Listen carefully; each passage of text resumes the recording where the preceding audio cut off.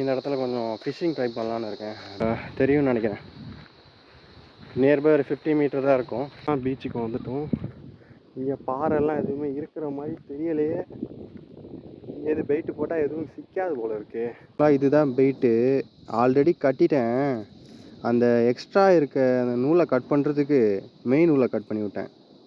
Already ஒரு அண்ணா சொல்லியிருந்தார். அதை வீடியோ நல்ல வேலை எடுத்து வச்சுருந்தேன். மறுபடியும் அதை பார்த்து நான் கட்டணும். அந்த வீடியோ உங்களுக்கு நான் ஆட் பண்ணுறேன். அந்த அண்ணா எப்படி கட்டுறதுன்னு சொல்லியிருக்காரு. உள்ளே விட்டுட்டு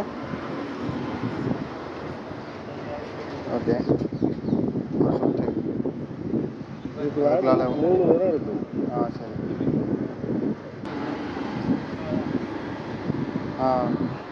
சரி. இதை இருக்கக்கூட இதை டைட் அப்படி போகும். இல்லாட்டி நமக்கு மடக்கு மீன்களும் மீன் அடிச்சா இருக்குது. அந்த முடிச்சு போட்டாச்சு.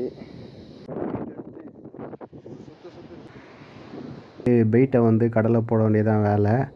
என் வந்து கையில் கட்டு பார்த்திங்கன்னா எம்டி ஹேண்டில் வந்து ஃபாஸ்ட்டாக வந்து த்ரோ போட ட்ரை பண்ணி பளிச்சுன்னு அடித்தேன். ஸோ அதில் வந்து என்னாச்சுன்னா ஹேண்டில் வந்து லெஃப்ட் சைடு வந்து கொஞ்சம் லைட்டாக பிடிச்சிக்கிச்சு.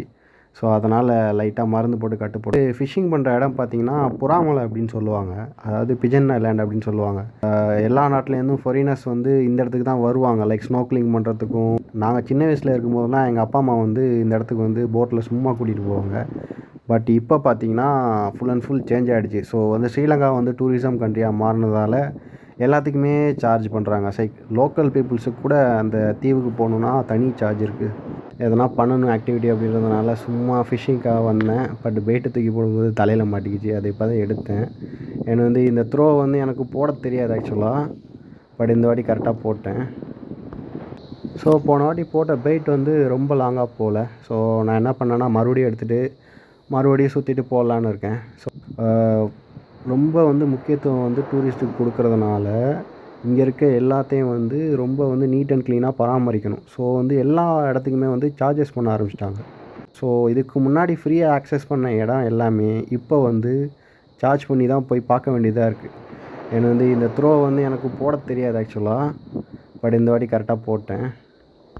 இது வரைக்கும் நான் பெயிட்டு எரிஞ்சதில்லை. ஸோ ஒரு 4 வாட்டி எரிஞ்சிட்டு 5வது வாட்டி எரியும் போது தான் கொஞ்சம் தூரமாக போச்சு. இப்போ வெயிட் பண்ணுற டைம் இல்லை மாட்டிச்சுனாலும் காக்கா தான் சாப்பிட போகுது. எடுத்துகிட்டு போக முடியாது. டைம் இல்லை. ஷிப்பிங் டைம் ஆகிடுச்சு. வெயிட் போட்டோம். இந்த சைடு வந்து எந்த பாறையுமே இல்லாததுனால ஃபிஷ் அந்தளவுக்கு மாட்டலை. அந்த வீடியோ முடிச்சுக்கிறேன். நெக்ஸ்ட்டு வீடியோ வந்து நான் டைவிங் பற்றி அடிக்கடி சொல்லிகிட்டே இருந்தேன். இந்த மந்த் எண்டுக்குள்ளே இது வந்து நான் பண்ணலான்னு ஒரு ஐடியாவில் இருக்கேன். ஓகே, பாய்.